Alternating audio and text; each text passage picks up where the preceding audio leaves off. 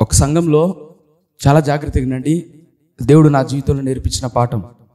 ఈ పాఠం నేర్చుకోవడానికి నాకు 5 సంవత్సరాలు పట్టింది. ఇప్పుడు నేను మీకు ఈ పాఠాన్ని 40 నిమిషాల్లో చెప్తాను. ఓకేనా? ఒక దైవజనుడికి ఈ పాఠం నేర్చుకోవడానికి ఇంచుమించు 11 సంవత్సరాలు పట్టింది. ఒక క్రైస్తవుడికి ఈ పాఠం వీళ్ళు ఎంతమంది నేర్చుకుని నాకు తెలియదు, కానీ దేవుడు నాకు ఏదైతే నేర్పించాడో ఆ పాఠాన్ని మీతో నేను పంచుకోవాలనుకుంటున్నాను. ఏంటి ఆ పాఠం అంటే అర్థమయ్యేది చెప్తాను. ఒక సంఘంలో ఒక సంఘ పెద్ద, ఆ సంఘ పెద్దకు 2 కొడుకులు. చాలా జాగ్రత్తగా వినండి. ఒక సంఘంలో ఒక సంఘ పెద్ద, ఆ సంఘ పెద్దకు 2 కొడుకులు. ఒక కొడుకు వయసు 25 ఏళ్ళు, మరొక కొడుకు వయసు 20 ఏళ్ళు. అయితే 25 ఏళ్ళ వయసు కలిగినటువంటి అబ్బాయి 18 ఏళ్ళ వయసులోనే మారు మనసు పొందాడు. 25 ఏళ్ళ వయసు కలిగిన అబ్బాయి 18 ఏళ్ళ వయసు వచ్చేలకు మారు మనసు పొందాడు, బాప్తిసం తీసుకున్నాడు. సంఘ పెద్ద అయిన వాళ్ళ నాన్నతో పాటు సంఘంలో పరిచర్యలో పాటలు పాడుతూ సాక్ష్యం చెబుతూ పరిచర్య చేస్తూ రకరకాలుగా వాడబడుతున్నాడు. ఎవరు? పెద్ద కుమారుడు. రెండో కుమారుడు 22 ఏళ్ళు. అంటే పెద్దవాడికి చిన్నవాడికి గ్యాప్ ఎంత? 3 సంవత్సరాలు. 22 ఏళ్ళు చిన్నోడికి, పెద్దోడికి 25 ఏళ్ళు. 22 ఏళ్ళు అంటే 3 సంవత్సరాల గ్యాప్. అయితే 22 ఏళ్ళ వయసు కలిగినటువంటి అబ్బాయి కూడా 18 ఏట మారుమనసు పొందాడు. అర్థమవుతుందా? అంటే పెద్దవాడైనటువంటి వ్యక్తి కూడా 18 ఏళ్ళకు మారుమనసు పొందాడు. 22 ఏళ్ళ వయసు కలిగినటువంటి చిన్నవాడైనటువంటి వ్యక్తి కూడా 18 ఏళ్ళు మారుమనసు పొందాడు. ఓకేనా? అయితే వీళ్ళిద్దరిలో రక్షణ అనుభవం, ఆత్మీయత, పరిపక్వత 3 సంవత్సరాలు అనుభవం కలిగిన వ్యక్తి అయినటువంటి పెద్ద అన్న అంటే ఎన్నేళ్ళు? 25 ఏళ్ళ వయసు కలిగిన అన్నకు ఉండాలి. అవునా? అయితే వాళ్ళ అన్నకు ఒక ఆలోచన వచ్చింది. ఏంటి ఆ ఆలోచన అంటే, 25 ఏళ్ళ వయసు వస్తున్నప్పుడు తమ్ముడు మారుమనసు పొంది బాప్తిసం పొందిన తర్వాత వాళ్ళ నాన్న సంఘ పెద్ద కదా, ఆ సంఘ పెద్ద వాళ్ళ నాన్న పిలిచి తన బిడ్డలను పిలిచి పక్కన పెట్టుకుని, నాయనా పెద్దవాడా పాట పాడరా అని ఇచ్చేవాడు. రేపు పెద్దవాడా ప్రార్థన చేయని ఇచ్చేవాడు. ప్రార్థన చేసేవాడు, పాట పాడేవాడు, సాక్ష్యం చెప్పేవాడు. ఎవరు? పెద్దవాడు. రెండో వాడు ఉన్నాడు. రెండో వాడిని కూడా పిలిచి వాళ్ళ నాన్న గౌరవిస్తూ, రేపు చిన్నోడా నువ్వు పాట పాడు, నువ్వు సాక్ష్యం చెప్పు, నువ్వు అని చెప్తూ సమయానుకూలతను బట్టి 2 కొడుకులను పరిచర్యలో వాడుకుంటూ ఉన్నాడు. ఎవరు? సంఘ పెద్ద. అయితే చాలా జాగ్రత్తగా అండి. పెద్ద కొడుకు పాట పాడుతుంటే, పెద్ద కొడుకు సాక్ష్యం చెప్తుంటే, సర్వసాధారణంగా సాక్ష్యం ఎలా చెప్తారో పాటలు ఎలా పాడతారో అలాగే ఉంది. చిన్న కొడుకు పాట పాడుతుంటే, చిన్న కొడుకు సాక్ష్యం చెప్తుంటే, చిన్న కొడుకు మైకు పట్టుకొని ఒక 5 నిమిషాలు మాట్లాడితే చాలు.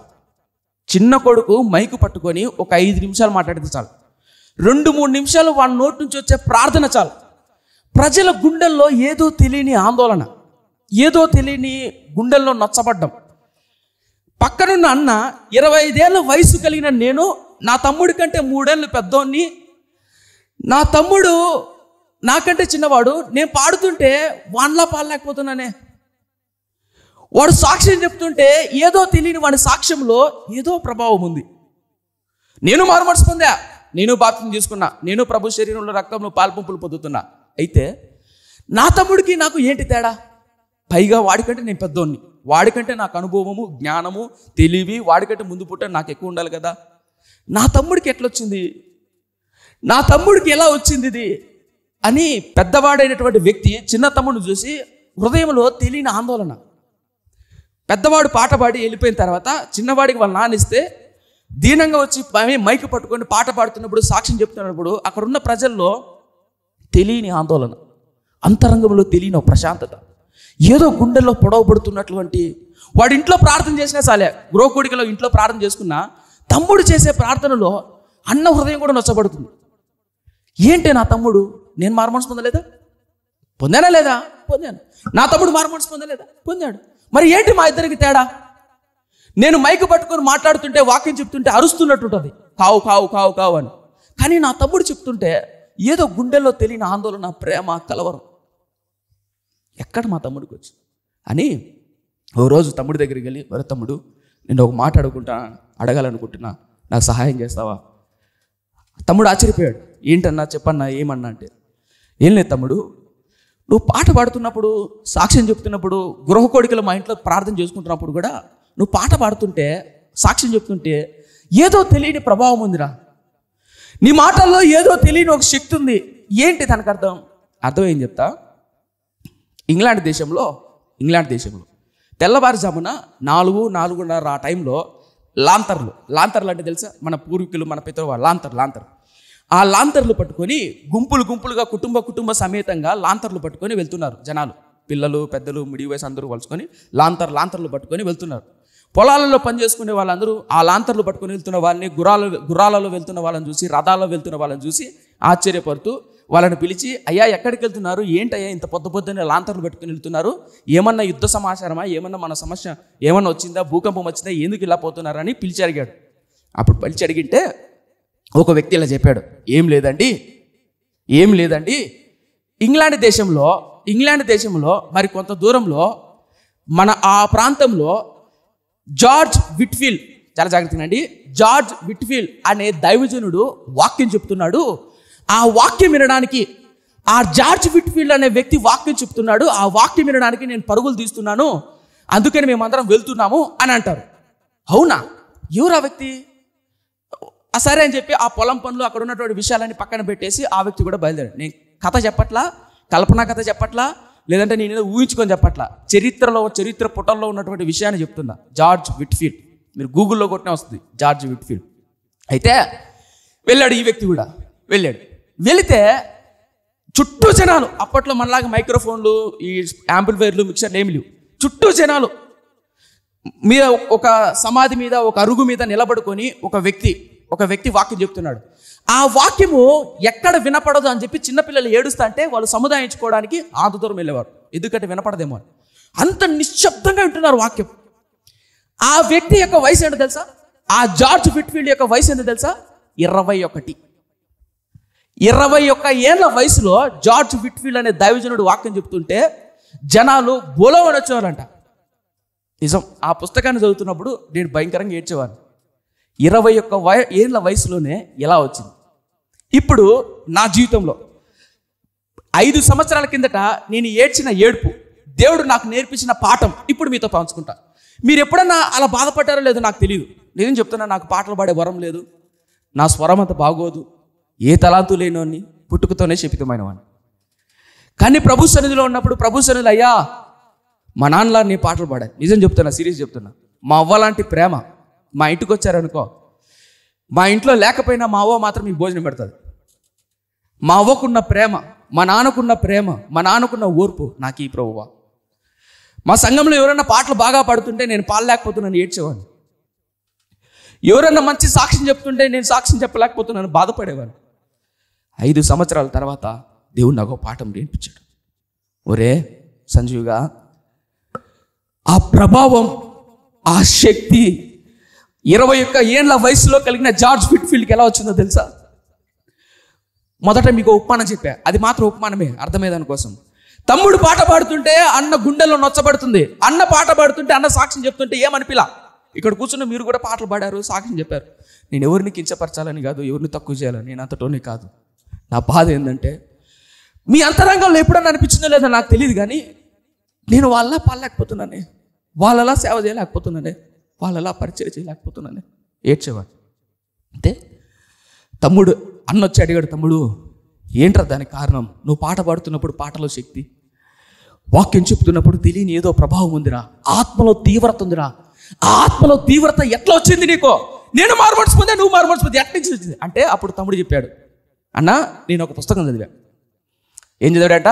నేను ఒక పుస్తకం చదివా. ఆ పుస్తకంలో 2 వ్యక్తుల ద్వారా నుంచి నేను ఆ ప్రభావం, ఆ పవర్, ఆ శక్తి ఎట్లా వచ్చిందో నేర్చుకున్నా. నేను ఒక పుస్తకం చదివా. ఆ పుస్తకంలో 2 వ్యక్తుల యొక్క జీవిత చరిత్రను చదివి వాళ్ళకి ఆ శక్తి ఎట్లా వచ్చిందో, ఆ ప్రభావం ఎట్టొచ్చిందో నేను నేర్చుకున్నానన్నా అన్నాడు. అవునా? ఏంటి ఆ పుస్తకం? ఎక్కడుంది ఆ పుస్తకం? ఏంటి ఆ పుస్తకం అని అడిగాడట. ఏది లేదన్నా, బైబిలే. బైబిల్లో 2 వ్యక్తులు ఉన్నారన్నా. ఆ 2 వ్యక్తుల్లో 2 వ్యక్తులు చేసిన సేవ ఉందినా, పరిచయం ఉందినా. వాళ్ళు ప్రార్థన చేస్తుంటే వాళ్ళ కన్నీరు ఆగదు, వాళ్ళ ఆత్మలో పరితాపం. వాళ్ళు వెళ్ళి ఇశ్రాయేల్ ప్రజలకు, యూదా జనాంగానికి వాక్యం ప్రకటిస్తుంటే ఏడ్చి బోధించేవాళ్ళు, రోధించి బోధించేవాళ్ళు. ఎట్లా వచ్చింది వాళ్ళకు? నేను వాళ్ళ దగ్గర నేర్చుకున్నాను. వాళ్ళ దగ్గర ఎక్కడ? బైబిల్లో ఎవరు ఆ 2 వ్యక్తులు? ఏంటి ఆ 2 వ్యక్తులు అని ఆతృతగా అడిగాడు. ఎవరు? అన్న. ఎవరిని? తమ్ముడు. అప్పుడు ఆ తమ్ముడు అన్నాడు, అన్న నీ బైబిల్ తెచ్చుకో, మన ఇంటి మిద్ది మీదకి వెళ్ళి మనం వాక్యం ఆలోచించేద్దాం అని చెప్పి అన్న తమ్ముళ్ళు ఇద్దరు మిద్ది మీదకి వెళ్ళి ఆ వాక్యం ధ్యానం చేస్తూ ఆ ఇద్దరు వ్యక్తులు ఎవరో అని తమ్ముడు చెప్తూ ఉన్నాడు. ఎవరికి? అన్నకు. ఇది నేను చెప్పింది ఉపమానం. ఇప్పుడు మనం కూడా వాక్యం ధ్యానం చేద్దాం. ఆ ఇద్దరు వ్యక్తులు ఎవరో, మొదటి వ్యక్తి ఎవరో, రెండో వ్యక్తి ఎవరో మనం కూడా నేర్చుకుంటే వాళ్ళు చేసిన ఆ పని ఏంటో మనం కూడా నేర్చుకున్నాం అనుకో, నిజం చెప్తున్నా, నమ్మండి, బిలీవ్ మీ, మీరు కూడా నేర్చుకోగలుగుతారు ఆ ప్రభావం, ఆ శక్తి ఎట్లా వచ్చిందని. మీరు చివరికి వచ్చిన తర్వాత మీకే అర్థమవుతుంది. చూడండి, ఆ ఇద్దరు వ్యక్తులు ఎవరు? మీ చేతుల్లో ఉన్న బైబిల్లో తీవండి. ఆ ఇద్దరు వ్యక్తులు ఎవరు? మొట్టమొదటి వ్యక్తి యెహెజ్కేలు. యెహెజ్కేలు గ్రంథం, దయచేసి మీ బైబిల్లో ఉన్న మీ చేతుల్లో ఉన్న బైబిల్ తీయండి. యెహెజ్కేలు గ్రంథం చాలా జాగ్రత్తగానండి. ఇంతకు యెహెజ్కేలు ఎవరు? యెహెజ్కేలు ఏ ఊరు? యెహెజ్కేలు వాళ్ళ నాన్న ఎవరు? అది చెప్పాననుకో కొంచెం బాగా అర్థమవుతుంది. యెహెజ్కేలు ఆ భారం ఎట్టొచ్చింది చెప్పమంటారా? చెప్తాను. యెహెజ్కేలు ఎవరు? యెహెజ్కేలు వాళ్ళ నాన్న ఎవరు? అసలు యెహెజ్కేలు ఎవరి కొడుకు? ఎందుకు వచ్చింది ఆ ప్రభావం? కాస్త అర్థమయ్యి చెప్తాను. కథలాగా చెప్పుకుంటూ పోతాను, మీకు అర్థమవుతుంది. ఎందుకంటే 5 ఏళ్ల కిందట యెషయా, ఇర్మియా, యెహెజ్కేలు గ్రంథం, ఇలాప వాక్యాలు చదివేవాడిని కాదు నేను. ఎందుకు తెలుసా? ఏం అర్థం కాదు. మీరు చదివేవాళ్ళు నాకు తెలియదు, కానీ 5 ఏళ్ల కింద చదివితే ఏం అర్థం కాదు. చిన్న చిన్న పుస్తకాలు చూసారా, అవి చదివేవాడిని. అయితే కాలం గడుస్తున్న కొద్దీ దేవుడు నాకు నేర్పించిన పాట మీకు చెప్తాను. యెహెజ్కేలు ఎవరు? యెహెజ్కేలు ఎవరో కాదు, చాలా జాగ్రత్తగా అండి. యెరూషలేము అనే పట్టణంలో, యూదా అనే ప్రాంతంలో యాజకుడి యొక్క కొడుకు, అంటే పాస్టర్ గారి యొక్క కొడుకు ఎవరు? యెహెజ్కేలు. పాస్టర్ గారి యొక్క కొడుకు యెహెజ్కేలు. ఈ యెహెజ్కేలు యెరూషలేము అనే పట్టణంలో ఉన్నప్పుడు, అయితే చాలా జాగ్రత్తగా అండి, యెరూషలేము అనే పట్టణాన్ని 21, 39 మంది రాజులు పరిపాలించారు. ఈ రాజులు పరిపాలించిన తర్వాత వాళ్ళు చేసిన తప్పును బట్టి వాళ్ళు బానిసగా వెళ్ళిపోతారు. ఇప్పుడు చాలా జాగ్రత్తగా, ఆ యెరూషలేము అనే పట్టణంలో ఎన్ని గోత్రాలు? 12 గోత్రాలు ఉంటాయి. ఈ 12 గోత్రాల్లో 10 గోత్రాలను ఇశ్రాయేల్ అంటారు, 2 గోత్రాలను యూదా అంటారు. ఈ 2 గోత్రాల్లో ఉన్నటువంటి యూదాలో పుట్టినటువంటి వ్యక్తే యెహెజ్కేలు. ఎవరు? యెహెజ్కేలు. అయితే ఈ రాజులు చేసిన తప్పును బట్టి ఈ యూదాలో ఉన్నటువంటి ప్రజలందరూ బబులోను అన్న ఊరిలో నుంచి వచ్చి ఈ యూదా ప్రజలందరినీ లాక్కుపోయేవాళ్ళు, ఈడ్చుకుపోయేవాళ్ళు. అర్థమయ్యేది చెప్పాలంటే, మైదుకూరులో ఉన్నటువంటి రాజు అనుకోండి, కాసేపు కడపలో ఉన్న రాజు, మనమందరం కడప ప్రజలు, మైదుకూరులో ఉన్నటువంటి రాజు వచ్చి కడపలో ఉన్నటువంటి రాజును మనల్ని పట్టుకొని ఈడ్చుకోపోతే మీకు అర్థం చెప్పేది ఎలా ఉంటుంది? అట్లా దేవుని బిడ్డలైనటువంటి యూదులను బబులోనులో ఉన్నటువంటి నెబుకద్నెజర్ రాజు వచ్చి ఈడ్చుకోపోతాడు. చాలా జాగ్రత్తగానండి. ఇప్పుడు ఆ యూదాలో ఉన్నటువంటి ప్రజలను ఈడ్చుకుపోయేటప్పుడు 4 సార్లు ఈడ్చుకుపోతారు. మీరు ఎప్పుడన్నా బైబిల్ చదివేటప్పుడు చాలా బాగా అర్థం చేసుకునే ప్రయత్నం చేయండి. 4 సార్లు. మొట్టమొదట బబులోను అనే నెబుకద్నెజర్ రాజు వచ్చినప్పుడు ఆ ప్రజలను ఈడ్చుకుపోయేటప్పుడు పేదవాళ్ళను, సండం ఉండే వాళ్ళను, బొక్క ఉండే వాళ్ళను, దేనికి తరంగాన వాళ్ళను పిలుచుకుపోతాడా? పిలుచుకుపోడు. మంచి అందంగా ఉన్నటువంటి స్త్రీలను, అందమైన అమ్మాయిలను, అందంగా బలంగా ఉన్న పురుషులను, ధనవంతులను, వాళ్ళ డబ్బును, వాళ్ళ బంగారాన్ని తీసుకొని పోయేవాడు. ఎవరు? రాజు. ఎందుకంటే వాళ్ళ వల్లే కదా ఉపయోగం. పనికిరాని వాళ్ళ ఎందుకు చెప్పు ఉపయోగం? అట్లా యూదాలో ఉన్నటువంటి ప్రజల్లో మొట్టమొదటిసారి ప్రజలు కొంతమందిని తీసుకెళ్తాడు. ఆ కొంతమందిని తీసుకెళ్తున్నప్పుడు దానియేలు గ్రంథం చూసారా, ఆ దానియేలు అనే వ్యక్తిని మొట్టమొదటి పీక్కుపోతాడు. అందుకనే దానియేలు మహాజ్ఞానం కలిగిన వాడు. అందుకనే దానియేలు గ్రంథంలో మన కళలో దర్శనాలు చదువుతాం, రైట్? అది మొట్టమొదటిసారి దానియేలు పిలుచుకెళ్తాడు. రెండోసారి అనగా 10 సంవత్సరాల తర్వాత మరలా వచ్చాడు. ఎవరు? ఆ నెబుకద్నెజర్ వచ్చి మళ్ళా కొంతమందిని తీసుకుపోతాడు. మళ్ళా కొన్ని సంవత్సరాల తర్వాత మరలా వస్తాడు, మరలా కొంతమందిని తీసుకెళ్తాడు. అర్థమవుతుంది చెప్పేది? మరలా వస్తాడు, మరలా వచ్చి మొత్తం దేవాలయాన్ని, కుటుంబాలను, పిల్లలను, ఆడలను మొత్తం అగ్గితో కాల్చి పారేస్తాడు. అప్పుడు ఇర్మియా ప్రవక్త ఇలాప వాక్యాలు, ఇర్మియా గ్రంథాన్ని రాస్తాడు. మీకు అర్థం చెప్పేది? అంటే మొత్తం ఎన్నిసార్లు? 4 సార్లు. చాలా జాగ్రత్తగా అండి. యెహెజ్కేలుకు ఆ గుండెల్లో భారం ఎట్టొచ్చిందో చెప్తున్నా. ఇప్పుడు మొదటిసారి దానియేలు పిలుచుకెళ్ళాడు. 10 సంవత్సరాల తర్వాత యెహెజ్కేలు అనే యవ్వనస్తుని పిలుచుకెళ్ళాడు. ఎక్కడికి? బబులోనుకు. మీరు బైబిల్ చదివేటప్పుడు యెహెజ్కేలు గ్రంథం, దానియేలు గ్రంథం ఉంటుంది కదా, చాలా జాగ్రత్త అండి. ఇది కడప కదా, కడప కలెక్టర్ ఆఫీస్ ఎక్కడ ఉంటుంది? ఆపక ఉంటుంది, అంతే కదా, జోవిలో ఉంటుందా? ఆపక ఉంటుంది కలెక్టర్ ఆఫీసు. వైఎస్ఆర్ కాలనీ ఎక్కడ ఉంది? ఇక్కడ ఉంది. దానియేలు అనే వ్యక్తి బబులోను సామ్రాజ్యంలో ఉండేవాడు. యెహెజ్కేలు అనే వ్యక్తి ఊరి బయట ఆ కల్దీయుల దేశంలో కేబారు నది దగ్గర ఉండేవాడు. అంటే ఇదే కడప అనుకో, ఇదే బబులోను రాజ్యం అనుకో. 7 రోడ్ల దగ్గర దానియేలు ఉండేవాడు. కలెక్టర్ ఆఫీస్లో దానియేలు పనిచేస్తుండేవాడు. ఈ వైఎస్ఆర్ కాలనీలో యెహెజ్కేలు అనే ప్రవక్త ఉండేవాడు. అర్థమవుతుంది చెప్పేది? మీకు అర్థమవుతుందా? అంటే ఒకే ఊరిలోనే ఇద్దరు ప్రవక్తలు ఉన్నారు. మీకు అర్థమవుతుంది చెప్పేది? రైట్. ఇప్పుడు చాలా జాగ్రత్తగా, యెహెజ్కేలు అనే వ్యక్తి ఎక్కడి నుంచి వచ్చాడు? వాళ్ళ ఊరిలో నుంచి రాజు అనేవాడు అందమైన అమ్మాయిలను, బలాలను, యవనస్తులను పట్టుకొని ఈడ్చుకుపోతే వాళ్ళ బబులోను అనే రాజ్యంలో బానిసగా బతుకుతున్నాడు. ఎవరు? యెహెజ్కేలు. అప్పుడు ఇంచుమించు యెహెజ్కేలు వయసు 30 సంవత్సరాలు. వాళ్ళ నాన్నగారు పాస్టర్. యాజకుడు మందిరంలో సేవ చేయాలంటే 30 ఏళ్ళు రావాలి. ఎప్పుడెప్పుడు నా వయసు పెరుగుతుందా, ఎప్పుడెప్పుడు దేవుని సేవ చేద్దామా, ఎప్పుడెప్పుడు నా మందిరంలోకి వెళ్ళి నా దేవుని ధూపార్తి పడతామా అని ఎదురు చూసుకో ఉంటాడు. ఎవరు? యెహెజ్కేలు. ఇంతలో బబులోను రాజు వచ్చి పీక్కెళ్తాడు, లాక్కెళ్తాడు. ఇప్పుడు సేవ ఎట్లా చేస్తాడు? సొలొమోను మందిరం ఉండేది ఎక్కడ? యెరూషలేములో. యెరూషలేమును విడిచిపెట్టి బబులోను రాజు వచ్చి పీకెళ్తున్నప్పుడు సేవ ఎట్లా చేయగలుగుతాడు? చేయలేడు కదా. అప్పుడు బబులోను రాజ్యంలో ఊరి బయట కూర్చొని ఊహించుకోండి ఒకసారి. ఇదే బబులోను అనుకోండి, కలెక్టర్ ఆఫీసు దానియేలు ఆఫీస్ అనుకోండి, బబులోను ఆఫీస్ అనుకోండి. అక్కడ దానియేలు ఉన్నాడు, ఇదే ప్రాంతంలో యెహెజ్కేలు ఉన్నాడు. ఇప్పుడు కొండను చూసారా? కొండ. ఇప్పుడు మనం కొండ మీదకి వెళ్తే కడప పట్టణం కనిపిస్తుందా? అట్లా కేబారు నది దగ్గర కూర్చొని ఎవరు? యెహెజ్కేలు కూర్చొని వాళ్ళ ఊరు వైపు చూసుకుంటూ, ఎప్పుడెప్పుడు వెళ్తాను నా ఊరికి, ఎప్పుడు పోతానా, ఎప్పుడు నా దేవుడు విడుదల దయచేస్తాడా, నేను ఎప్పుడు సేవ చేస్తానా, ఎప్పుడు సొలొమోను కట్టిన మందిరంలో పరిచర్య చేస్తానా అని కేబారు నది కూర్చొని ఎదురు చూస్తూ ప్రార్థన చేసుకుంటూ కన్నీరు గాడుతూ ఒంటరిగా ఉంటాడు. ఎవరు? యెహెజ్కేలు.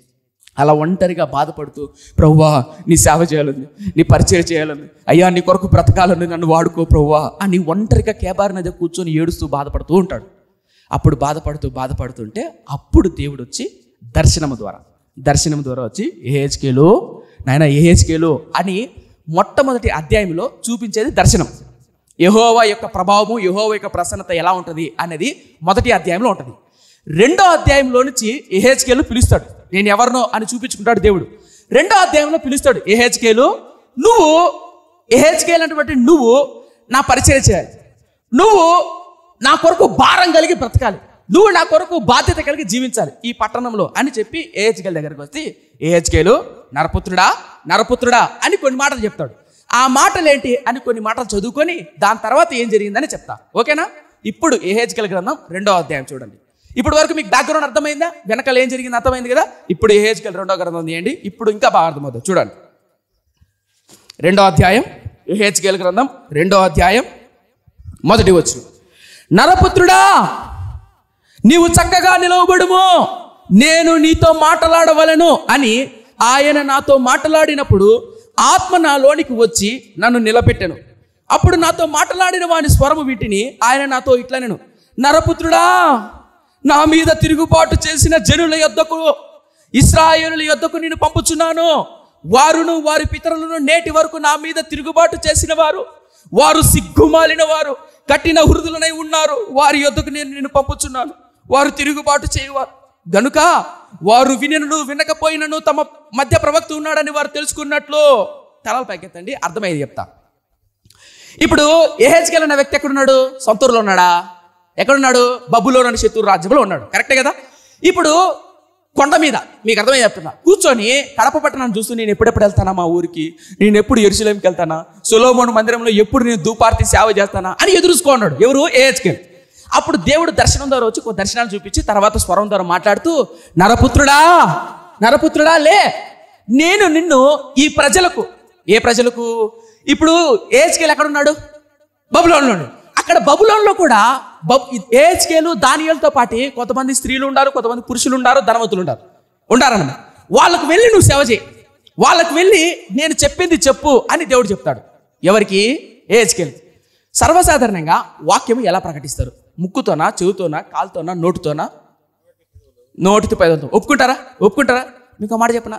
యెహెజ్కేలు నోటితో కాదు, యెహెజ్కేలు ప్రసంగం చేసింది నోటితో కాదు, యెహెజ్కేలు ప్రార్థన చేసింది నోటితో కాదు, యెహెజ్కేలు ప్రసంగం చేసి ప్రసవ వేదనతో చేసిన మాటలు నోటితో కాదు. ఎంతో తెలుసా? చెప్తా, చాలా జాగ్రత్త. యెహెజ్కేలు, నాయన నరపుత్రుడా, ఇదిగో నీకు గ్రంథాన్ని ఇస్తున్నా, ఆ గ్రంథాన్ని భుజించు. కథలా చెప్పుకుంటూ పోతున్నా. ఫైనల్ పాయింట్, ఎందుకంటే సమయం అయిపోతుంది, అందుకని వచనాలు చూపించారు. ఇదే 2వ అధ్యాయం చివరి వచనంలో ఉంటుంది. ఒక గ్రంథాన్ని ఇస్తాడు దేవుడు, ఆ గ్రంథాన్ని భుజించి అంటాడు. భుజించిన తర్వాత అది తేనెవలను మధురంగాను బాగా ఉంటుంది, తింటాడు. అయిపోయిన తర్వాత మరలా ఒక దర్శనం వస్తుంది. ఆ దర్శనం వచ్చిన తర్వాత నరపుత్రుడైనటువంటి యెహెజ్కేలు భయపడతా ఉంటాడు.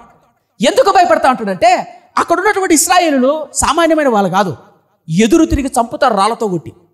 ఏమైనా తేడా జరిగిందంటే చంపేస్తారు. కాబట్టి యెహెజ్కేలు భయంతో ఉన్నాడు. అప్పుడు దేవుడు ఏమంటాడంటే, నరపుత్రుడు నాయనా జాగ్రత్త రే, నీకు తోడవిండా, నువ్వు భయపడద్దు అని చెప్తాడు. సరే అయితే అని చెప్పి యెహెజ్కేలు భయపడతా ఉంటాడు. అప్పుడు యెహెజ్కేలుకు వాక్యం ఇస్తాడు. ఇప్పుడు యెహెజ్కేలు నిలబడి, ఇంకా సరే ప్రభువా, నేను వెళ్ళి ఇంకా వాక్యం ప్రకటిస్తా, నేను వెళ్ళి ఇంకా ప్రార్థన చేస్తా, నేను వెళ్ళి ఇంక చేస్తా, నేను వెళ్ళి ఇంక ఏదో చేస్తా అని అంటాడు. ఎవరు? నరపుత్రుడు యెహెజ్కేలు.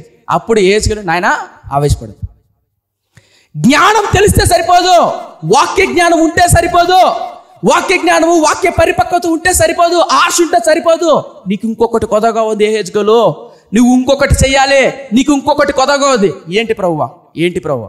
భారం, తీవ్రత, ఆత్మలో ఒత్తిడి, ఆత్మలో తీవ్రత. అపోస్తుల కార్యం 17:18 మీరు చదవగలిగితే, పౌలు ఎథెన్స్ పట్టణానికి వెళ్ళినప్పుడు ఆత్మలో తీవ్రపడి అనే పదాన్ని రాస్తాడు. ఆత్మలో తీవ్రపడి అని. ఎవరు? పౌలు. ఆ తీవ్రత ఎట్లా వస్తుంది? ఇప్పుడు దేవుడు నేర్పిస్తున్నాడు. ఇదంతా చెప్పడానికి, వీడికి రావడానికి మీకు ఇదంతా చెప్పా. అర్థమైందా? ఇప్పుడు యెహెజ్కేలుకి ఏం చెప్పాడు, అది ఏం చెప్పాడో మీరు గనక అర్థం చేసుకోగలిగితే, మీరు గనక ఈ వాక్యాన్ని క్రియల్లో పెట్టగలిగితే మీరు కూడా నేర్చుకుంటారు. అర్థమవుతుందా? సో ఇప్పుడు యెహెజ్కేలు ఏం చెప్పాడు, చాలా జాగ్రత్తగా ఏం చెప్పాడంటే, నేను యెహెజ్కేలా, నువ్వు వాక్యం ప్రకటిస్తున్నప్పుడు నోటితో చెప్పద్దు, నోటితోగా చెప్పాల్సింది. నోటితో అందరూ చెప్తారు, అన్యుడు చెప్తాడు, అదే నోటితో బూతులు మాట్లాడతాడు, అదే నోటితో సినిమా పాటలు. అది కాదు, అక్కడ పుట్టకూడదు. భారం అనేది గుండెల్లో పుట్టాలి. ఆ గుండెల్లో పుట్టాలంటే నేను ఒకటి చెప్తా, అది చేయన్నాడు. సరే చెప్పరా అవ్వ అన్నాడు.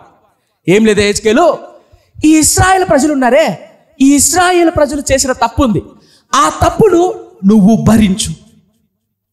ఆ తప్పును నువ్వు భరిస్తే నీకు అప్పుడు భారం వస్తుంది. అర్థం కాల యెహెజ్కేలు ఏం చెప్పాడంటే, ఇప్పుడు 4వ అధ్యాయం 2-3 వచనాలు చూపిస్తా, ఇంకా బాగా అర్థమైంది. ఎందుకంటే వాక్యం చూపిస్తే ఇంకా బాగా అర్థమైంది. చూడండి, యెహెజ్కేలు గ్రంథం 4వ అధ్యాయం 4వ వచనం. మరియు నీ ఎడమ ప్రక్కను పండుకొని ఉండు ఇశ్రాయేలు వారి దోషమును, చాలా జాగ్రత్తగానండి, మరియు నీ ఎడమ ప్రక్కను పండుకొని ఉండు ఇశ్రాయేలు వారి దోషమును దాని మీద మోపవలెను. ఎన్ని దినములు నువ్వు ఆ తట్టు పండుకుందువో అన్ని దినములు నువ్వు వారి దోషమును భరింతువు. ఇశ్రాయేలు వారి దోషమును నువ్వు భరించినట్లుగా వారి దోషము చేసిన సంవత్సరములను లెక్క చొప్పున నీకు 390 దినములు నిర్ణయించుచున్నాను. ఆ దినములు గడిచిన తర్వాత కుడి పక్కన పండుకొని ఉండి 40 దినములు యూదా వారి దోషమును భరింపవలను. తలపెక్కెత్తండి, అర్థమేం చెప్తా, ఎందుకంటే ఇది నాకు అర్థం కాదు, ఒకప్పుడు నాకు కూడా అర్థమయ్యేది కాదు. ఈ సంవత్సరాలు ఏంది, పండుకోవడం ఏంది, దిక్కు తెలీదు. అర్థమేం చెప్తా. ఏమంటానంటే, యెహెజ్కేలు, ఇశ్రాయేలు పాపం ఉందే, ఆ ఇశ్రాయేల్ ప్రజలు ఎన్ని సంవత్సరాలు పాపం చేశారు తెలుసారా? 390 సంవత్సరాలు. ఎన్ని సంవత్సరాలు? 390 సంవత్సరాలు వద్దట చేస్తా అంటాడు. ఇప్పుడు ఉదాహరణకు మా నాన్న ఉన్నాడు, నేనుండా. 5 ఏళ్ల వయసు నుంచి ఇంట్లో జోబిలో దొంగతనం చేస్తా, బీరవాలో దొంగతనం చేస్తా, పక్కింట్లో దొంగతనం చేస్తా, ఇరుగింట్లో దొంగతనం చేస్తా, ఆ పక్క సందులో దొంగతనం చేస్తా. 5 ఏళ్ల నుంచి ప్రారంభమైంది. మా నాన్న కొడతాడా? కొడతాడు, బెల్ట్ ఇరిగిపోద్ది. కొడతాడా? 5 ఏళ్ళైంది, 10 ఏళ్ళైంది, 15 ఏళ్ళైంది, 20 ఏళ్ళైంది, నేను ఇంకా మారలా. తండ్రికి ఎలా ఉంటుంది చెప్పండి? ఎలా ఉంటుంది?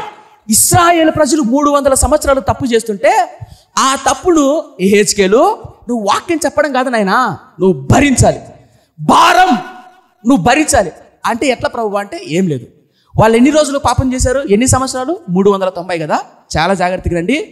యెహెజ్కేలు, మీరు ఒకటే అనుకోండి, ఊహించుకోండి, నేను అలాగే వాక్యం ధ్యానిస్తా. ఇప్పుడు యెహెజ్కేలుకు భార్య ఉంది, యెహెజ్కేలు కూడా భార్య ఉంది. యెహెజ్కేలు అనే వ్యక్తిని 390 రోజులు తాడుతో బాగా కట్టేసి, చాలా జాగ్రత్తగా అండి, పడుకునేటప్పుడు బెడ్ వేసుకొని తలదిండేసుకొని పడుకుంటాం, అంతే కదా. అయితే యెహెజ్కేలు 390 రోజులు ఇట్లే పడుకోవాలి. ఇట్లే, అర్థమవుతుందా? ఇటు కుదలకూడదు, ఇంకా నువ్వు ఇటు దొరలకూడదు, దొరలకూడదు, ఇట్లే 390 రాత్రులు నువ్వు ఇట్లా బతకాల, ఇట్లే పడుకోవాలా, కొసరంతో కూడా నువ్వు ఇటు తిరగకూడదు అని అన్నాడు. ఊహించుకోండి ఒకసారి, 390 రోజులు యెహెజ్కేలు అనే వ్యక్తి ఇలా పడుకుంటే ఎలా ఉంటుంది? తెల్లారు లేచిన తర్వాత ఎలా ఉంటుంది అంటున్నా. ఇప్పుడు దిండు పట్టుకుంటారండి, కొన్నిసార్లు దిండు మనకు కళ్ళకి నుంచి పోయినప్పుడు తెల్లారు లేస్తేనే మనకు తెలియకుండా మెడ పట్టేస్తుంది. భయంకరమైన నొప్పి, నడుచుకుంటున్న నొప్పి, బండిలో పోతున్న నొప్పి, కూర్చున్న నొప్పి. ఆ నొప్పి సాయంత్రం దాకా ఉంటుంది, అంతేనా? ఇప్పుడు ఊహించండి, 390 రోజులు యెహెజ్కేలు అనే వ్యక్తి ఒక పక్క పడుకుంటే ఎంత నరకం అనుభవించుంటాడు. ఇదంతా ఒళ్ళంతా భయంకర నొప్పి. అంత మాత్రమే కాదు, మరలా ఇటు తిరిగి 40 భార్య కూడా ఉందమ్మా. యెహెజ్కేలుకు భార్య కూడా ఉంది. 390 రోజులు అంటే ఎన్ని? సంవత్సరం లోపల బిడ్డలు కానీ భార్యను కానీ దరిదాపులు రానికూడదు. ఇట పడుకోవాలి. అసలు యెహెజ్కేలు ఎందుకు చేయాలి అట్లా? యెహెజ్కేలు ఎందుకు చేయాలి? యెహెజ్కేలు గుండెల్లో భారం పెట్టాడు. మీరు నమ్మండి, అదే యెహెజ్కేలు భారంతో నింపబడి ఎండిన ఎముకలు సైతం, యెహెజ్కేలు నరపుత్రుడా ఆజ్ఞాపించు, ఎండిన ఎముకలు సైతం సైన్యంగా మారతాయి. ఆ ప్రభావం ఎట్టొచ్చిందంటే అనుభవిస్తే. మీకు అర్థమేం చెప్తా, ఈ ఇశ్రాయేల్ ప్రజలు బబులోను ప్రాంతానికి వెళ్ళిన తర్వాత భయంకరమైన కరువు అనుభవిస్తారు. ఆ కరువు ఎలా ఉండబోతుందో దానికి ముందుగా నువ్వు అనుభవించు అని చెప్పి సేవకుడికి, ఆ ప్రవక్తకు, ఆ బిడ్డకు చెప్తాడు. ఏమని చెప్తాడంటే, యెహెజ్కేలు నువ్వు భోజనం చేస్తావు కదా, భోజనం ఎంత పడితే అంత తినకూడదు. మీ ఇంట్లో చిన్న కప్పు ఉంటుంది చూసారు, కప్పు, ఈ కప్పు మన కొలతలు కూడా ఉంటాయి. నేను సమయం లేదు అందుకని పరిగెత్తుకుంటూ వెళ్తున్నా. చిన్న కప్పులో ఇంతే అన్నం తినాలి, ఇంతే కూర, అంతే. ఇంకా తినకూడదు, నువ్వు ఎక్కువ తినకూడదు, ఎక్కువసేపు నిద్రపోకూడదు. ఇలా నువ్వు నా కొరకు బ్రతికితే ఆ ప్రభావం నీకు ఇస్తా. ఇప్పుడు చాలా జాగ్రత్త అండి. అన్నం చేసేటప్పుడు ఎలా చేస్తాం? ఇప్పుడైతే గ్యాస్ వచ్చింది. ఇంతకుముందు కిరోసిన్ పొయ్యి మీద చేసేవాళ్ళు, అంతకుముందు కట్లు పొయ్యి మీద చేసేవాళ్ళు. అంతేనా? కట్లు పెడితే పొయ్యి మండుతుంది. ఒప్పుకుంటారా? అయితే యెహెజ్కేలు నువ్వు కట్లు పెట్టి అన్నం చేయకూడదు. చాలా చాలా జాగ్రత్తగా అండి. ఎంత అసహ్యం పుడుతుందంటే కట్లు పెట్టి అన్నం చేయకూడదు. మనుషుల పెంట, చాలా జాగ్రత్తగా నేను కలిపి చెప్పట్లా. 4వ అధ్యాయంలో ఉంటుంది, 5వ అధ్యాయంలో ఉంటుంది, తర్వాత చదువుకోండి. మనుషుల పెంటను ఉపయోగించి నువ్వు అన్నం వండుకోవాలి. ఏంటి నిజం? యెహెజ్కేలు ఏడుస్తాడు, అయ్యో ప్రభువా నేను చేయలేను, అట్టొద్దు ప్రభువా, నేను బాల్యం నుంచి యూదుణ్ణి, ఒక సేవకుని యాజకుని కొడుకుని ప్రభువా, నేను అటు అపవిత్రమైన. అప్పుడు ఏడుస్తే సరే అయితే మనుషుల పెంట వద్దు కానీ పశువుల పెంట వద్దు సరే, పేడ ఆ పేడను ఎండిపోయింది అనుకో, పిడకలని అంటారు కదా, వాటిని ఉపయోగించి నువ్వు అన్నం వండుకోవాలి. ఆ భోజనం నువ్వు తినాలి. అప్పుడు నీకు అర్థమవుతుంది నా బాధ ఏందో, అప్పుడు నీలో ఆ ప్రభావం వస్తుంది. మీకు అందరికీ అర్థమైన దానికోసం అర్థమేం చెప్తా. సండే స్కూల్ టీచరు ఇద్దరు యవనస్తులు పిలిపించి ఒరే మన మందిరంలో ఉన్నటువంటి ఈ పిల్లలకు మీరు సండే స్కూల్ బోధించండి అని చెప్పి ఇద్దరు యవనస్తులకు చెప్తాడు. సరే పాస్టర్ గారు అని చెప్పి ఆ ఇద్దరు యవనస్తులు పిలుచుకోకపోతే ఆ ఇద్దరు యవనస్తులు వచ్చి అడుగుతారు, ఏం బోధించాలి పాస్టర్ గారు ఈరోజు ఆదివారం సండే స్కూల్ అంటే? నరకం ఎలా ఉంటుందో చిన్నపిల్లలకు అర్థం విధంగా యాక్షన్ చేసి చూపించండి అన్నాడు. ఏంటి? నరకం ఎలా ఉంటుందో యాక్షన్ చూపించండి రా అన్నాడు. వాళ్ళిద్దరు అడిగారు, ఎలా ఉంటుందంటే ఎట్ట చెప్పమంటావు పాస్టర్ గారు, మాకేం తెలుసు, నువ్వు చెప్తే మేము చెప్తావు అన్నాడు.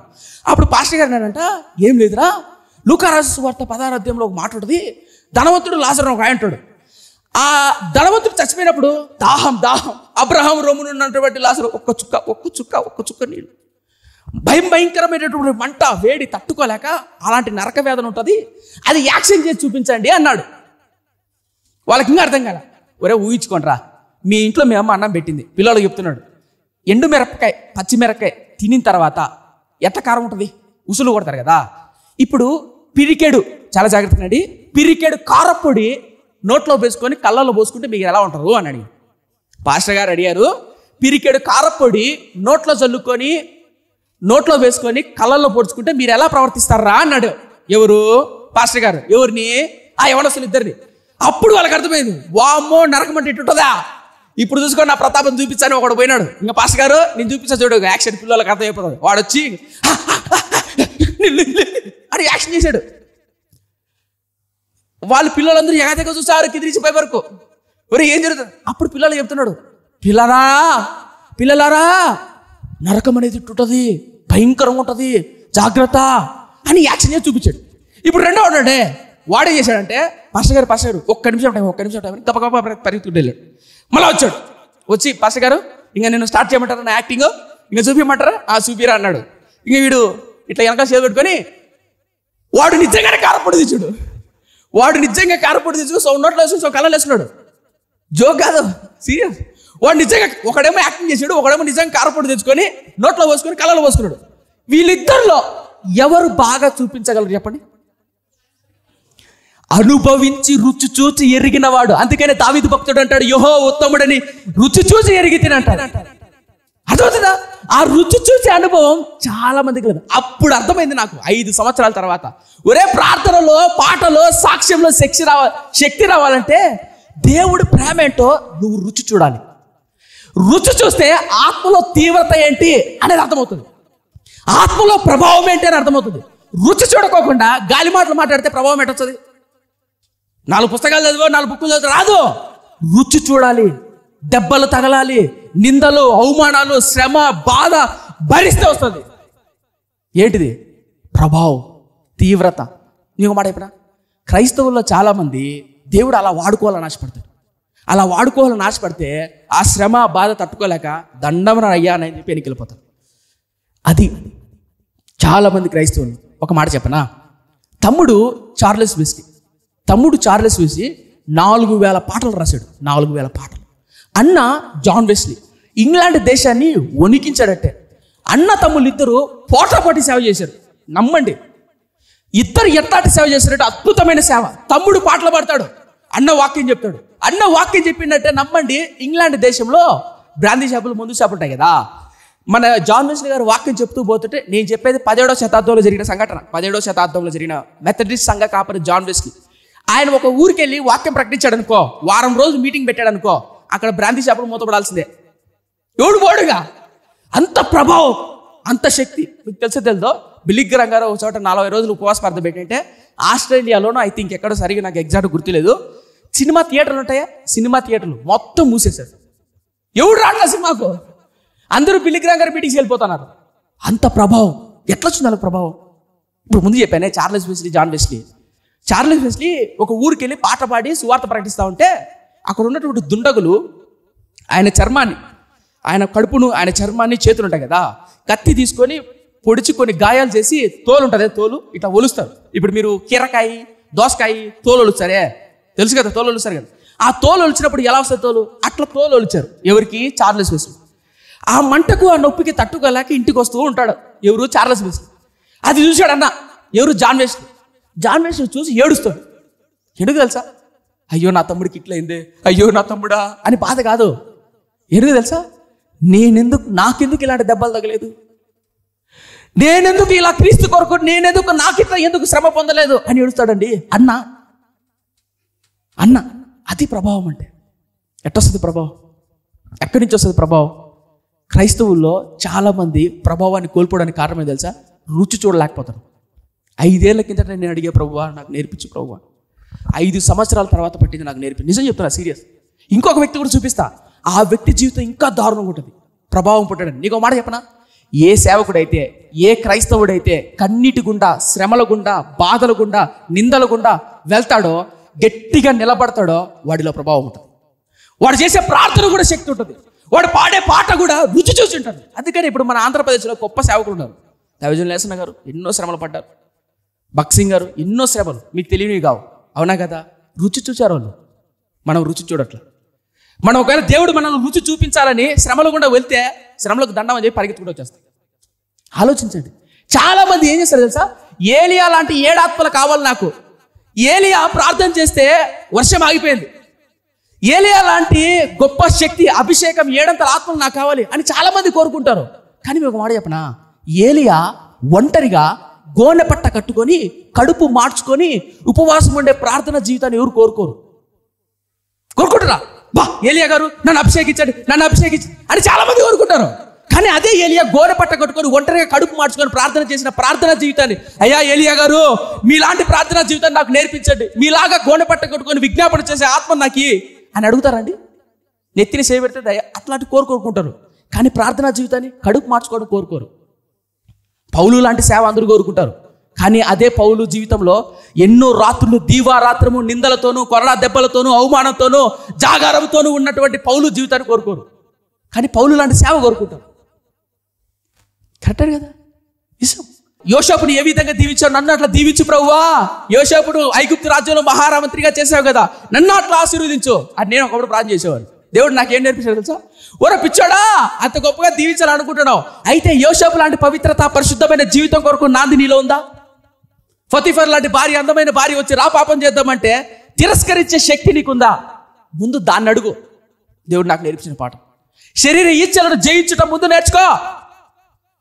శరీరాన్ని వచ్చి ఆయన సన్నిధిలో అప్పగించిన పానార్పణంగా పోయబడటం అంటే ఏంటో నేర్చుకో.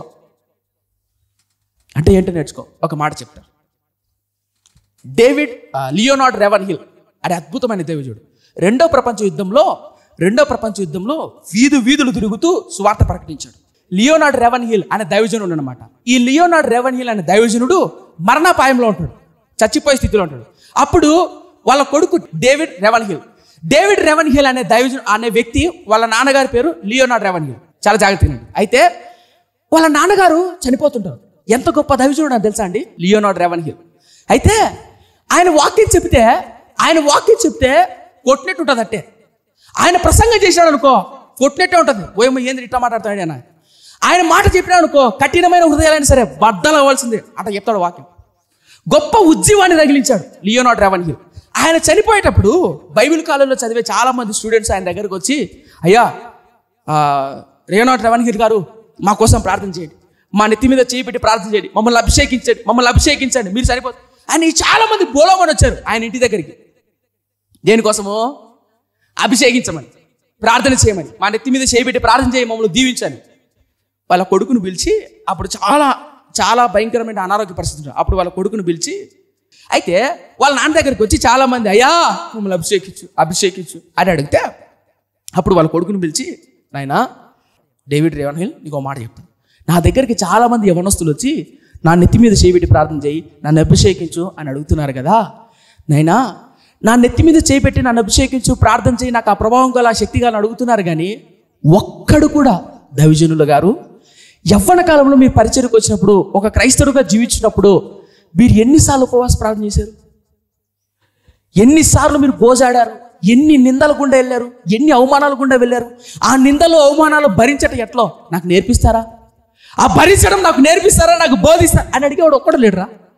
కొడుకు చెప్తున్నాడు నాయనా కొడుకా, అందరూ ఏలియా లాంటి అభిషేకం కోరుకుంటారు, కానీ అదే ఏలియా హోరేబు పర్వతం మీద తల మోకాల్లో పెట్టి వంచి విజ్ఞాపన ఆత్మను కోరుకోరు, ప్రార్థన ఆత్మను కోరుకోరు.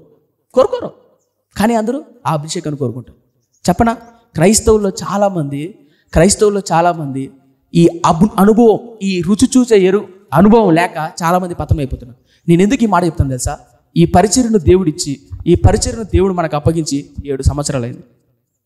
ఈ 7 సంవత్సరాల్లో మన ఆత్మ తీవ్రత, మన భారం ఎంత ఉంది? మా నాన్నతో నేను ప్రతిరోజు మాట్లాడేటప్పుడు, ఈ మీటింగ్ జరిగేటప్పుడు దానికి ముందు ప్రతిరోజు నేను మాట్లాడేది ఏంటంటే, నానా ఇదే సంవత్సరం నువ్వు చచ్చిపోతే, నిజం చెప్తున్నా, అడగని కావాలంటే, నానా ఈ సంవత్సరం నువ్వు చచ్చిపోతే నువ్వు ఎట్ట సేవ చేస్తావు? మన బాధపడే పర్లా, నేను వెళ్ళిపోతే ఎట్లా ఉంటుంది నాన్న? మనం అంత బెస్ట్గా మనకున్నదంతా ఇచ్చి దేవుని కనపరుద్దాం. నేను చెప్పే మాట అది. ఇక వయసు అయిపోతుంది నాన్న, పరిగెత్తుంది వయసు. మీరు నమ్ముతారో నమ్మరు, నా ఒంటరిగా ఉన్నప్పుడు నా వయసు 25 ఏళ్ళు. వయసు అయిపోతుంది ప్రభువా, భారమీ ప్రభువా, ఏడ్చేవాడు. వయసు అయిపోతుంది, నాలో ప్రభావం లేదే, నాలో ఇంకా ప్రార్థన జీవితం లేదే, నాలో ఒంటరిగా నీతో గడిపే అనుభవం లేదే, ఏడ్చేవాడు. కారణం తెలుసా? 7 సంవత్సరాలు ఏంటండి, ఇంకా నేను రుచి చూడలేకపోతున్నానే, ఇంకా నా దేవుడు ఎంత గొప్పవాడో నేను అనుభవించలేకపోతే నాలో ఎట్లా వస్తుందా ప్రభావం? ఎట్లా వస్తుందండి? ఆలోచించండి. ఎంతోమంది క్రైస్తవులు ఆ అనుభవం గుండా వెళ్ళకనే సంఘంతోనే చెప్తూ ఉంటాను, ఇక్కడికి వచ్చి అనేక సంఘాలకు వెళ్ళే వాళ్ళు ఉంటారు, అనేక రకరకాల సంఘాలకు. మీ సంఘాలకు వెళ్తున్నప్పుడు మీ సంఘాల్లో మీరు ఎంతవరకు భారం కలిగి ఉన్నారు? సేవకుడికి, పరిచారకులు ఎంతమంది భారం కలిగి ఆ రుచి చూచి సమర్పణను సజీవయాగంగా అర్పించుకునే జీవితం ఉంది. అప్పుడు తమ్ముడు అన్నాడు, అన్నా నేను అలా సమర్పించుకుంటాను కాబట్టి నా మాటలో, నా పాటలో, నా సాక్ష్యంలో ప్రభావం ఉంటుంది. ఎప్పుడు ఉంటుంది ప్రభావము? అప్పుడు వస్తుంది ప్రభావం. చివరిగా ఈ మాట ముగించేస్తున్నాను, దయచేసి చాలా జాగ్రత్తగా రండి. చివరి వ్యక్తి, చాలా విషయాలు చెప్పాలండి, కానీ త్వరగా ముగించేస్తున్నాను. రెండో వ్యక్తి, 2 వ్యక్తులు అని చెప్పాను కదా, ఇప్పుడు రెండో వ్యక్తి. మొట్టమొదటి వ్యక్తి ఎవరు? ఏజ్గల్. రెండో వ్యక్తి ఎవరు తెలుసా? హోషేయ. యెషయా కాదు, హోషేయ. ఈ హోషేయ అనే వ్యక్తికి కథలా చెప్పుకుంటూ పోతాను. హోషేయ అనే వ్యక్తి కూడా ఇశ్రాయేలు ప్రజలకు ప్రవక్త, అంటే ఇశ్రాయేలు ప్రజలకు సేవకుడు. ఎవరు? ఈ హోషేయ. ఈ హోషేయను కూడా దేవుడు ఏం చెప్తాడంటే, హోషేయ నేను నిన్ను వాడుకోవాలనుకుంటున్నా, నువ్వు నిజమైన క్రైస్తవుడిగా జీవించాలి, నువ్వు నిజమైన వ్యక్తిగా బ్రతకాలని నేను అనుకుంటున్నా, కాబట్టి నువ్వు నా కొరకు జీవిస్తావా? క్రైస్తవులమైనటువంటి మనల్ని మారు మనసు ఇచ్చి మన కోసం ప్రాణం పెట్టి ఆ విలువను అర్థం చేసుకొని బాప్తిసం పొంది ప్రతి నెల సంస్కారంలో చేయి వేసి దేవుడు మనల్ని ఎందుకు పిలుచుకున్నాడు తెలుసా? అన్ని జనులకు వెళ్ళి మాదిరిగా బతుకుతామని. అన్ని చిరుల్లోకి వెళ్ళి మనం భారం కలిగి వాళ్ళ కోసం ప్రార్థన చేస్తామని. కొడుకు తాగి వచ్చి పడుకోవాలంటే తల్లి గురకలు పెట్టి నిద్రపోతుంది. భర్త వచ్చి తాగి ఇంట్లో పడి ఉంటే కార్తీక దీపం సీరియల్ చూస్తారు. క్రైస్తవులే భారం ఉన్నట్టు ఆలోచించండి. కొడుకు ఇష్టలు విడిగా తిరుగుతా అంటే భారం ఉందా? ఈరోజు నేను మీ ఎదుట నేను వాక్యం చెప్తాను కదా, నా బాల్యంలో చెడిపోయి బతుకుతున్నప్పుడు, నా బాల్యం నా ఇష్టానుసారంగా బతుకుతున్నప్పుడు, మా నాన్నగారు నన్ను తిట్టి కొట్టినప్పుడు చాలాసార్లు లెక్కలేని సార్లు ఏం చెప్తున్నా, నా 2 తమ్ముళ్ళ కంటే నీచుని నేను. ఎన్నోసార్లు నా ప్రభు సన్నిధిలో నా 2 తమ్ముళ్ళు చాలా గొప్ప వాళ్ళు ప్రభువా, బహు నీచున్నయ్యా. కానీ ఈరోజు మీ ముందు నిలబడి నేను వాక్యం చెప్తున్నానంటే, ఎన్నో రాత్రులు మా నాన్న నా కోసం ప్రార్థన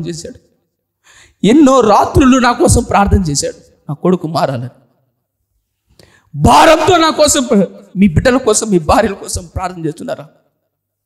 భారంతో తాగి వస్తుంటే భర్త పిల్లలు ప్రార్థన చేస్తున్నారా? భారం ఉందా? భారం లేదు కాబట్టి మనలో ప్రభావం లేదు. భారం లేదు కాబట్టి మనలో శక్తి కోల్పోయాం.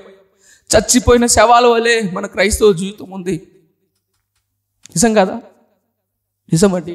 హోషియా నా గుండె కోత ఏంటో నీకు అర్థం అవ్వాలంటే నీకు మాట చెప్తారు. నా కోసం నువ్వు బతుకుతావా? వద్దు. అయితే ఒక పని చేయి, ఒక అమ్మాయిని పెళ్లి చేసుకో.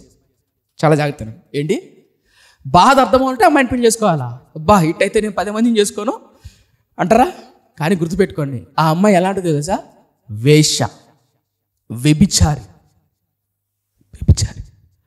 ఊహించుకోండి ఒకసారి, మిమ్మల్ని మీ దగ్గరకు వచ్చి స్త్రీలు, తప్పక అనుకోపక్కడ, అర్థమైంది అంటే వాక్యపు లోతుల్లోకి వెళ్ళి ఆ బాధ ఏంటో అర్థం చేసుకోవడానికి చెప్తున్నా. మిమ్మల్ని మీరు ఊహించుకోండి, నేను కూడా ఊహించుకోండి. నా భార్య వేశ్య అయితే ఊహించుకోండి ఒకసారి. హోషియా అన్న ప్రవక్త ఒక అమ్మాయిని పెళ్లి చేసుకుంటాడు. అప్పుడు ఆ అమ్మాయి మంచిదే. పెళ్ళి అయిన తర్వాత భర్తతో తప్ప అందరితో కాపురం చేస్తుంది. నేను కథ చెప్పట్లా, కల్పించుకొని చెప్పట్లా. హోషియా గ్రంథం 1వ అధ్యాయం ఉంటుంది.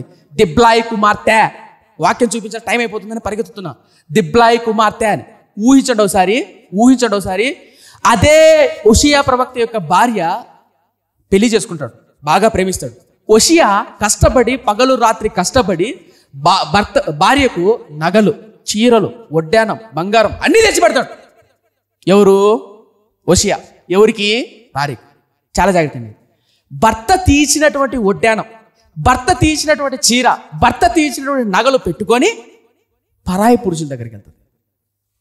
అది చూసిన హోషియా గుండె ఎలా ఉంటుంది?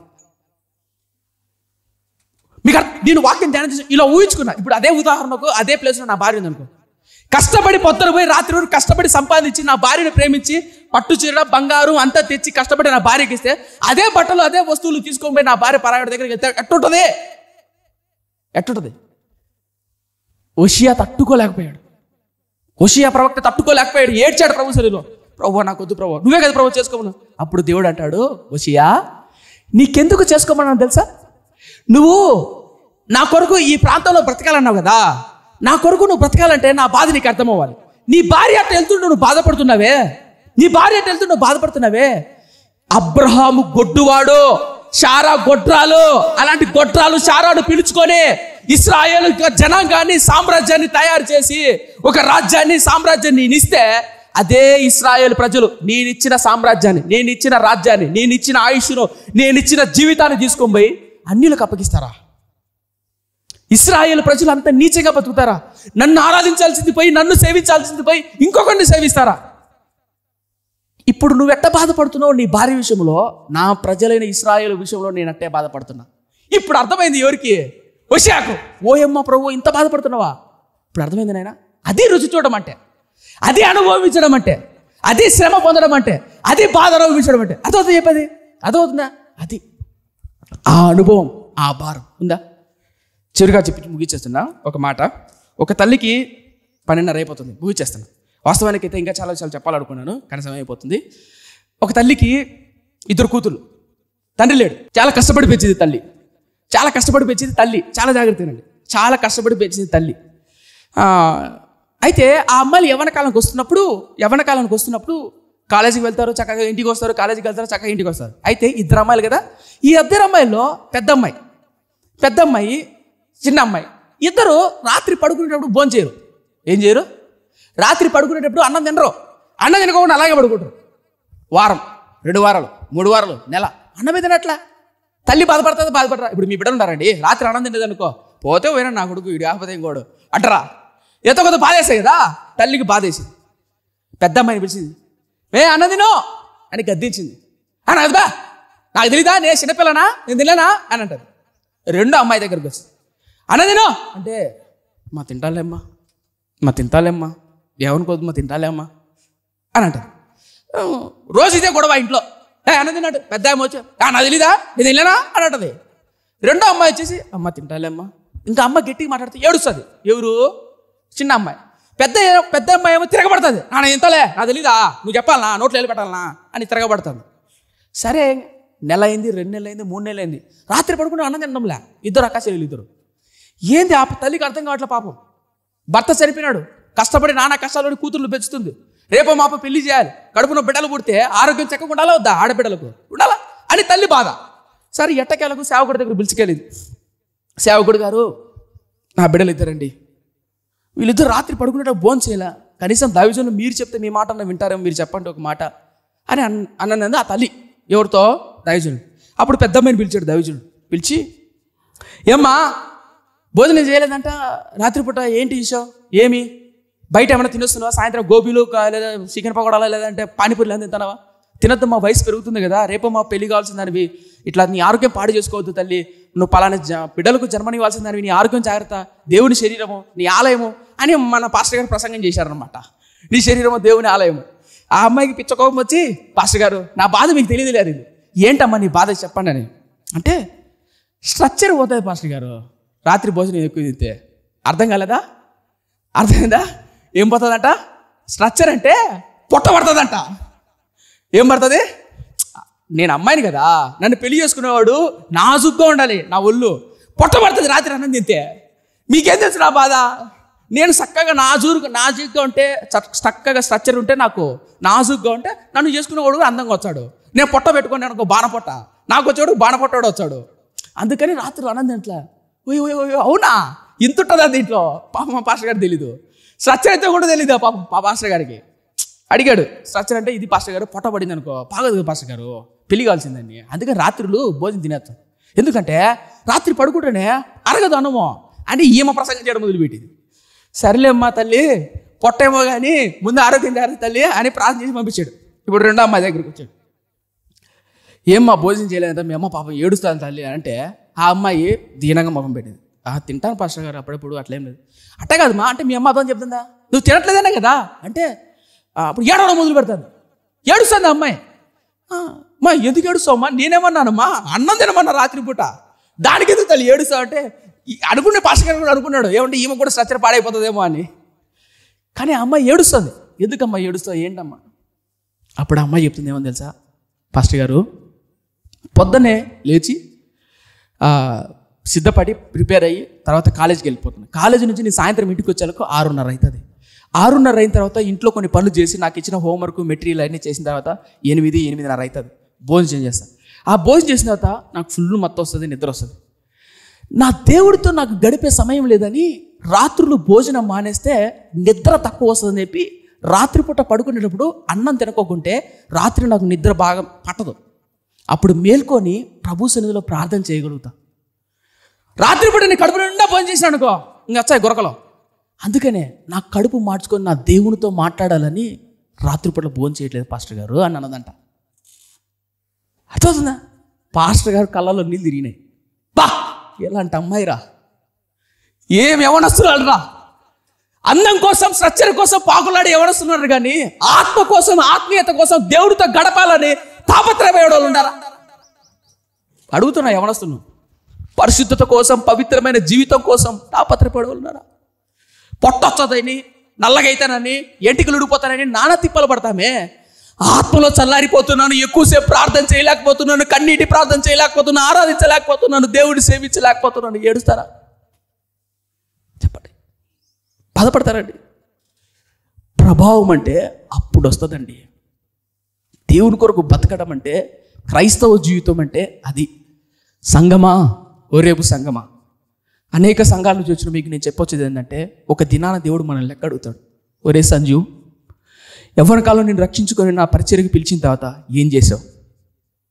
ఎంతకాలం బతికావు? నా కొరకు ఏం చేసావు? ఏం సాధించావు అని అడిగితే ఏం చెప్తావు? మా నాన్న నన్ను కష్టపడి పొద్దున్న నుంచి రాత్రి వరకు కష్టపడి డబ్బు సంపాదించి చదువుకోరా నాన్న అని చెప్పి నెలకు 10,000 15,000 వాళ్ళు తినక నాకు పంపించి నన్ను ఒక హైదరాబాద్ పట్టణానికి పంపించారనుకో, నేను 10 మంది అమ్మాయిలు పెట్టుకుని తిరుగుతానని అనుకో. ఇక అర్థం చెప్పేది, సినిమాలు, త్రాగుడు, వ్యభిచారం నేర్చుకున్నాను అనుకో, ఇంటికి తిరిగి వచ్చిన తర్వాత తండ్రి బాధ, తండ్రి కోత ఎట్టుంటుంది ఊహించండి. ప్రాణం పెట్టి నీ కోసం నేను రక్తం కార్చాను రా. నా సంఘంగా మిమ్మల్ని సమకూర్చి ఒక సేవకుని పెట్టి వాక్యం వినండి, ఆదివారం రండి మందిరానికి, ఆదివారంలో వాక్యం విని బలపడండి. కొంతమంది ఆదివారం మందిరానికి ఎందుకు వస్తారో తెలుసా? పాస్టర్ అమ్మ గారు ఏ సీట్ వేసుకున్నారు, అయ్యగారు ఏ చెప్పులు వేసుకున్నారు, నేను పాట పాడాలా మందిరంకి వెళ్ళి, నేను మైక్ ఇచ్చే నా చేతికి ఊపేసట్టే పగిలిపోతాయట్టే మైకులు. మందిరానికి రావాల్సింది మైకులు పాల్గొనడానికి కాదు, గుండె పగలగొట్టుకోవడానికి, గుండె నిండా భారం పెట్టుకోవడానికి. నాతో మాట్లాడయ్యా. ఈ 6 రోజులు గతించిన ఈ 6 రోజులు సోమవారం నుంచి శనివారం వరకు నీచమైన బతికానయ్యా. కుటుంబంలో శోధన తట్టుకు అయ్యా నీ సన్నిధికి వచ్చిన నా ఆత్మతో నింపు ప్రభువా అని ప్రతి ఆదివారం దేవుని సన్నిధికి వచ్చి గోజాడాలి. అందుకు రావాలి ఆదివారం మందిరాలకు. ఎప్పుడెప్పుడు నా మందిరం తెరుస్తుంది. అందుకని దావీదు కీర్తనకారుడు అంటాడు, రాజుకు భార్య లేరా? దావీదుకి భార్య లేరు? అబ్బో అందమైన భార్యలు తెలుసా మీ మీకు? తెలుసా? అబీగయాల భార్య అట అందమైందంట, బహు సౌందర్య బైబిల్లో ఉంది సుమా, నేను చెప్పింది కాదు. నువ్వు చూసినావు సుమా, నువ్వు చూసినావు తమ్ముడు అంటారేమో, నేను చూడలే కానీ బైబిల్లో ఉంది. నాబాలు అర్థమైందా? అందమైందంట. దావీదుకి అంత అందమైన భార్యలు, అంత రాజులు, రాజ్యము, కుర్రాలు చీటికేస్తే వస్తారు. రాజుగారు చికెన్ కావటరా, మటన్ కావటరా, పంది తెమ్మంటారా, పాము తెమ్మంటారా, ఏ కూరగాయలు చెప్పు అడుగుతారు. తినచ్చలేదా దావీదు? కానీ దావీదుకి అక్కడెక్కడ దొరకలే ఆనందం, అక్కడెక్కడా లేదు దావీదుకి ఆనందం. ఎప్పుడెప్పుడు నా దేవుని మందిరం తెరుస్తాడా, ఎప్పుడెప్పుడు నా దేవుని సన్నిధికి వెళ్దామా. ఏం భారం అండి దావీదుకు. అందుకనే దావీదు నా హృదయానుసారుడే. క్రైస్తవ సమాజమా, విశ్వాసులారా, యవనస్తులారా, మీకు చెప్పేది నేను ఒకటే, ఏంటో తెలుసా? భారం కలిగి ఉండండి. ఆదివారం మందిరానికి వస్తున్నామంటే ఎంతవరకు నేర్చుకుంటున్నాం, నేను ఎంతవరకు కన్నీటి ప్రార్థన చేస్తున్నాను, పరీక్షించుకో.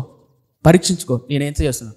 అద్దం ముందుకు వెళ్ళి గంట చూస్తాం, రింగులు హీరో తెలియందా లేదా, అయిందా లేదా, పరీక్ష తప్పంటంలే, చేసుకోండి. ఆత్మ, ప్రార్థనా జీవితం, ఆత్మీయత ఎన్నేళ్ళైంది మారుమనసు పొంది? ఎన్ని సంవత్సరాలు అయింది? 10, 5, 20, 25, 20 ఏళ్ళు అయింది. ఇంకా ప్రార్థన చేయమంటే ప్రార్థన. పాస్టర్ నేను చేయలేదు, పాస్టర్ గారా మీరు చేయండి ప్రార్థన.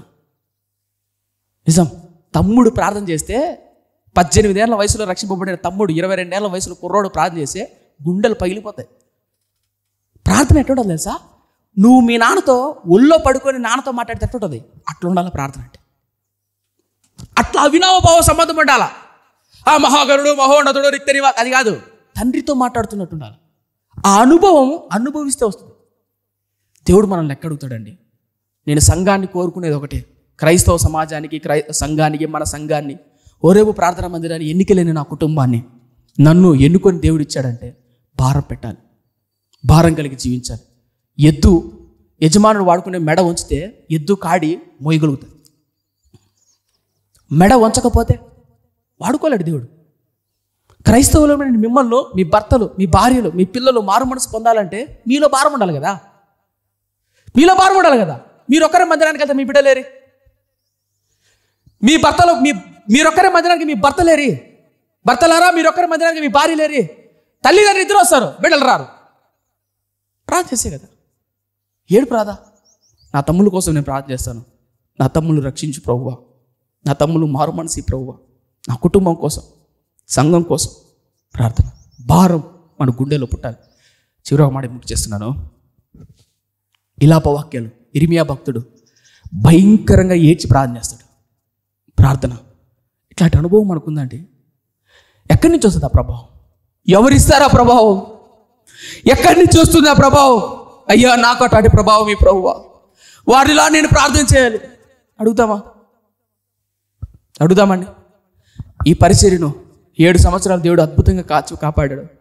నేను అంటాను మా నాన్నతో, నిన్న రాత్రి కూడా మా సంఘంతో చెప్పాను, మన సంఘమా వయసు పెరుగుతుంది, కాలం పెరుగుతున్నప్పుడు మన ఇంట్లో మార్కెట్లో 10 రూపాయలు ఉండాల్సిన సోపు 20 రూపాయలు అయిపోతుంది, 30 రూపాయలు అయిపోతుంది, 40 రూపాయలు అయిపోతుంది. అర్థం? మరి సంఘమైనటువంటి మన పట్ల దేవుడు మన సంఘాన్ని ఇచ్చాడు. 7 సంవత్సరాలు అయింది. 7 అంటే పరిపూర్ణత. 7 సంవత్సరాలు అయింది. అద్భుతంగా దేవుడు నడిపించాడు. ఇంకా భారం మొయ్యాలి కదా, ఇంకా మనం కష్టపడాలి కదా, ఇంకా ప్రభు కొరకు రోషం కలిగి జీవించాలి కదా, ఇంకా ప్రయాసపడాలి, ఇంకా ప్రార్థనా జీవితాన్ని అభివృద్ధి పరచుకోవాలి కదా. జాగ్రత్త సంగమా, చేద్దామా ఆ ప్రార్థన, ఆ భారాన్ని. ఇది 7 సంవత్సరాలు అయిపోయింది, 8వ సంవత్సరం. ఇప్పుడు చేసిన సేవ కంటే ఇంకా గొప్ప సేవ చేయాలి. ఇప్పుడు చేసిన కన్నీటి ప్రార్థన కంటే, ఇప్పుడు చేసిన పరిశుద్ధత, పవిత్రత, సమర్పణ కంటే వచ్చే సంవత్సరం ఇంకా ఎక్కువ సమర్పణ చేయాలి. ఆ సంవత్సరం ఇంకా చచ్చిపోయేలేపు సజీవ యాగంగా పరిచర్య చేసి చనిపోవాలి. ఆశ ఉందా? నేను అలాంటి క్రైస్తవుని కావాలనుకుంటున్నా, నేను అలాంటి జీవితం జీవించాలనుకుంటున్నా అని మీరు ఎవరు ఆశపడుతున్నారా? ఒక మాట చెప్తా.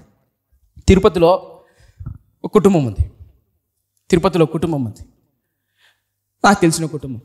ఆ అమ్మాయి ఫోన్ చేసింది, అన్నా మా నాన్నగారు పొద్దున 4:30-5కు లేస్తారు, రాత్రి 1 గంట వరకు కష్టపడతారు.